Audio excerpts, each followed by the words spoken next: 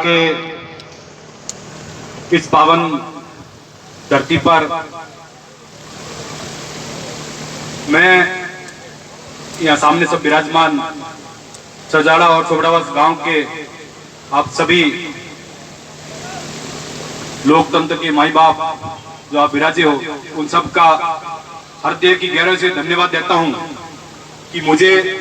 आप सबके वजह से आदरणीय पूजनीय पीर साहब के चरणों में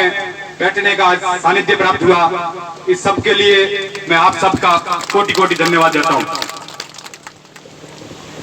या खुदा मुझे ऐसी खुदाई ना दे,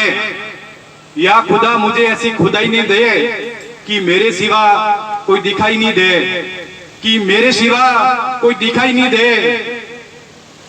या पीर साहब मेरे शरीफ को, या पीर साहब मेरे शरीफ को ऐसी रहनुमाई दे कि वो देखे हर बंदे को और बंदे में खुदा की तस्वीर दिखाई दे, देखे बंदे को और उसमें खुदा की तस्वीर दिखाई दे। मैं आज के इस कार्यक्रम के हीरो, जिसका नाम ही शरीफ है, जिसके चेहरे से शराफत टपक रही है, जिसके चेहरे से मासूमियत झलक रही है, ऐसे इस शरीफ नौजवान को इस गांव का सरपंच बनने के लिए मौका देने वाले आप सभी गांव के सौभाग्यशाली लोगों को मैं बहुत बहुत धन्यवाद देना चाहता हूं कि आपने एक युवा को मौका दिया है। पूरे देश के अंदर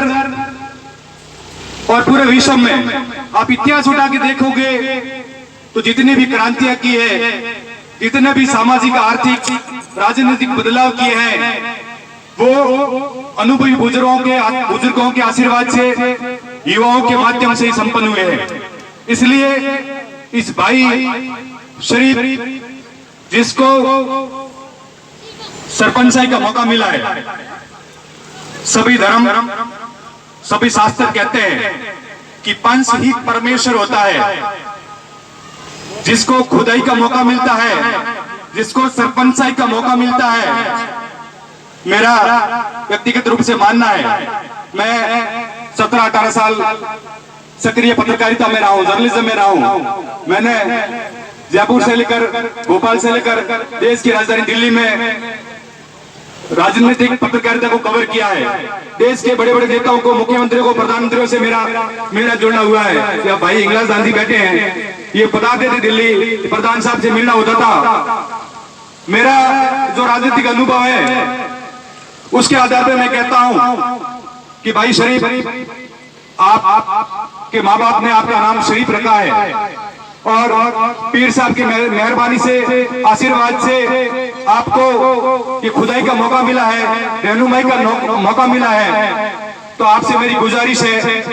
कि सरपंच के चुनाव हो गए, अभी प्रधान साहब धोखाराम जी ठीक कह रहे थे कि सरपंच होता है वो गांव का सरपंच होता है। कोई ये बात नहीं देखे कि उस गांव के किस व्यक्ति ने उसको वोट दिया है और किस व्यक्ति ने वोट नहीं दिया है। इस गांव में कौन खाती है, कौन दर्जी है, कौन गाची है, कौन मोची है, कौन हिंदू है, कौन मुस्लिम है, उसके लिए इस गांव के 36 कौम के लोग, सभी धर्म सभी मजहबों के लोग उस गांव के निवासी हैं और उन सबकी के लिए उनके सुख दुख में काम आना, गांव के विकास में काम आना